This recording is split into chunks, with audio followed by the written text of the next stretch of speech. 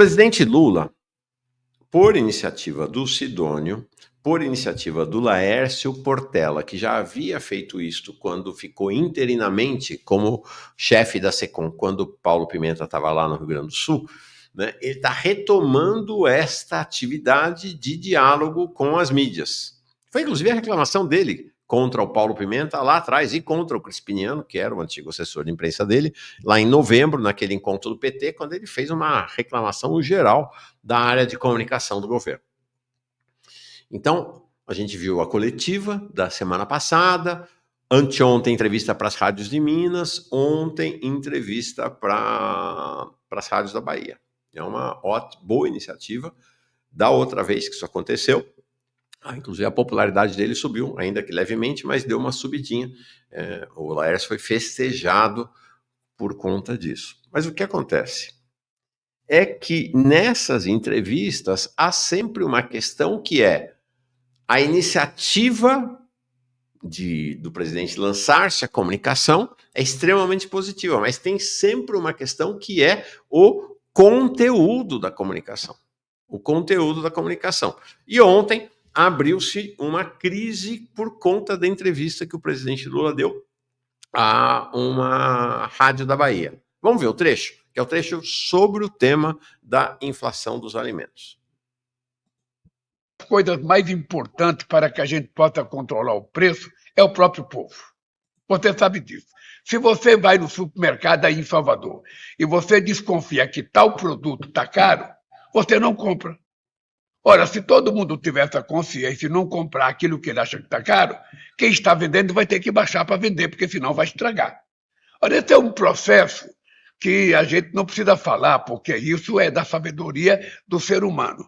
Eu não posso comprar aquilo que eu acho que está sendo exagerado o preço. Então, eu vou deixar aí na prateleira, não vou comprar, sabe? Eu compro amanhã, eu compro outra coisa, eu compro similar. Esse é um processo educacional que nós vamos ter que fazer com o povo brasileiro, sabe? Porque é necessário que a gente faça isso. É necessário que a gente faça. O povo não pode ser extorquido. Não pode ser extorquido. As pessoas não podem tirar proveito que o povo está comprando. A pessoa sabe que a massa salarial cresceu, então aumenta o preço. A pessoa sabe que o salário mínimo aumentou, então aumenta o preço. Não. É preciso que se tenha responsabilidade em todos os setores da cadeia produtiva. Ninguém pode explorar ninguém. É isso. Foi muito impactante, mais uma vez, né? Da mesma maneira como naquele tema da primeira-dama, a extrema-direita fez a festa ontem, com uma afirmação. Daiane, segura aí que eu já vou colocar sob observação, você e Ana Paula aqui na tela. Primeiro, esta ideia, né, do presidente da República de que nós precisamos ensinar o povo brasileiro como poupar. O povo brasileiro precisa de aula sobre como fazer poupança, como se o povo brasileiro, né, na sua pobreza, na sua miserabilidade, não fosse doutorado no tema da poupança. E segundo, esta lógica de que não, a laranja está cara, compra banana. Esta lógica que não foi meramente... E esta ideia de que, se o povo parar de comprar o que está caro, a inflação vai baixar. Negócio assim, é a mesma coisa da conversa da dona Lindu, né? De que a gente não pode, que o Estado brasileiro não pode gastar mais do que arrecada, tem que ser aquilo que arrecada exatamente. O Paulo Clis esteve aqui com a gente, destruiu, né, essa argumentação que é uma das argumentações base do neoliberalismo, né, para fazer a política fiscal de estrangulamento do Estado, dos investimentos do Estado, dos gastos sociais do Estado que está em curso neste governo Lula 3.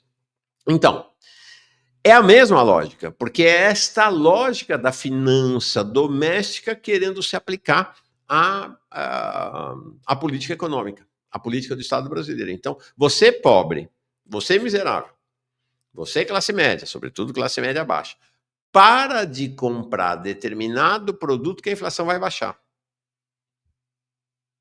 E é interessante porque é um processo de culpabilizar. A inflação está alta porque você está comprando. Há um processo de responsabilização dos mais pobres do país pela inflação de alimentos, que eles são responsabilizar as vítimas do processo inflacionário. Mas, mais uma vez, isso não foi um escorregão do presidente da República. Isso é uma visão que o governo tem, né, a partir da sua política econômica em relação à economia brasileira. Tanto que o presidente fez ontem foi repetir o que o Rui Costa tinha falado na semana passada, dizendo que o povo vai trocar a laranja, que a laranja subiu 48%, por outra fruta.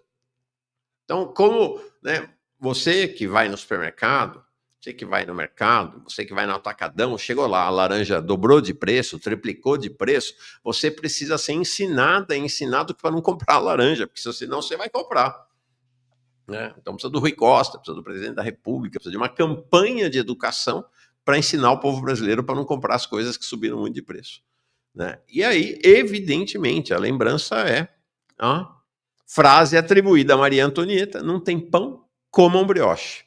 Né? Tá aqui a Daiane e a Ana Paula fazendo referência exatamente a essas frases. E é uma coisa impressionante. Eu fico pensando, né? Se o Temer falasse isso, se o Bolsonaro falasse isso, o que aconteceria?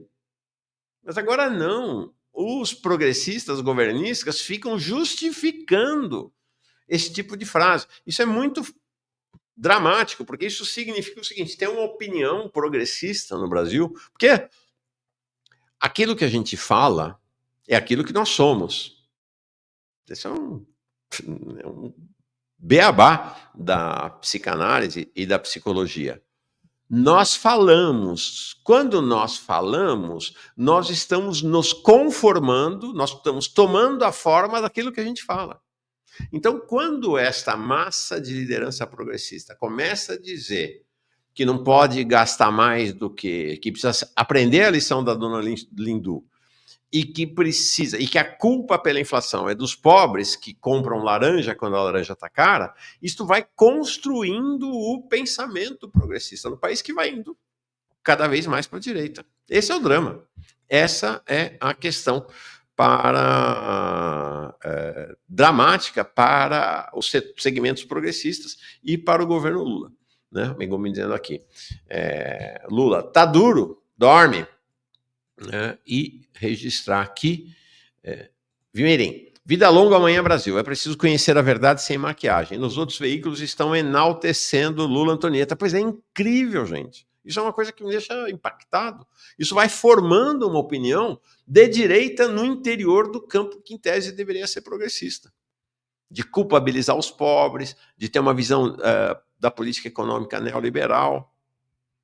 Porque precisa, né? Porque o governo paga, porque o Bolsonaro volta, né? Se não apoiar o Lula nessas declarações. Mentira, né? O Bolsonaro volta por conta de declarações assim, né? Ciro Gomes, diz o Leonardo Lopes aqui. Um dia vamos descobrir que a gente é primo, hein, Leonardo? Ciro Gomes tem o projeto de estoques reguladores e desdolarizar o preço dos combustíveis que barateia os alimentos, mas é apagado nos canais progressistas. Pois é, essa proposta, inclusive, Leonardo, nem é do Ciro Gomes, né? Isso existia, sempre existiu. Você vai lá nos primeiros governos do PT, os estoques reguladores eram uma praxe.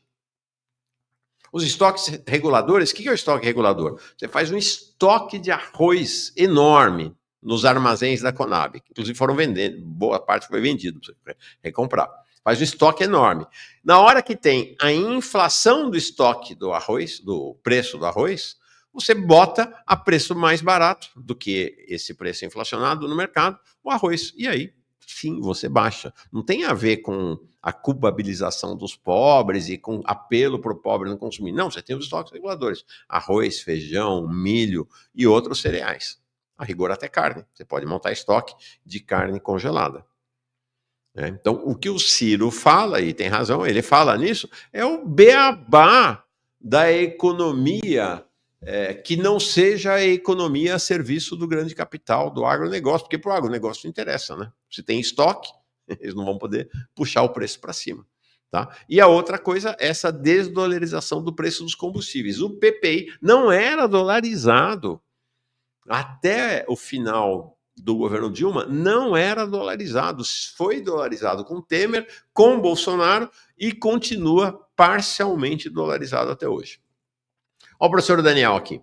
Obrigado pela cobertura da luta dos povos indígenas, ribeirinhos, quilombolas e professores do Pará, Surara, grito de guerra, que a gente aprendeu aqui. Nós vamos falar, tá? Tem notícias importantes que vêm lá do Pará. Notícias importantes e boas. Sérgio Guedes Marins chegou aqui como novo membro, eu acho que é ele que eu não tinha falado ainda. Vimerim também, acho que você não era membro, Vimerim? Renovou? Não sei, tá aqui Vimerim. E o Renan também chegando como novo membro. Quero ouvir Decache falar sobre a sua saída. Calma, Decache vem. Assim que ele estiver disponível para vir, nós iremos convocá-lo. Vamos falar disto também. E o Rafael dizendo, a Bolívia suspendeu a exportação de carne. Óbvio, são medidas macroeconômicas, não é, o seu João, a dona Maria, a Tereza, o André indo no mercado que vai controlar a inflação do país. Está subindo? Para, suspende a exportação e direciona para o mercado interno. Beabá de uma gestão econômica voltada aos interesses do povo.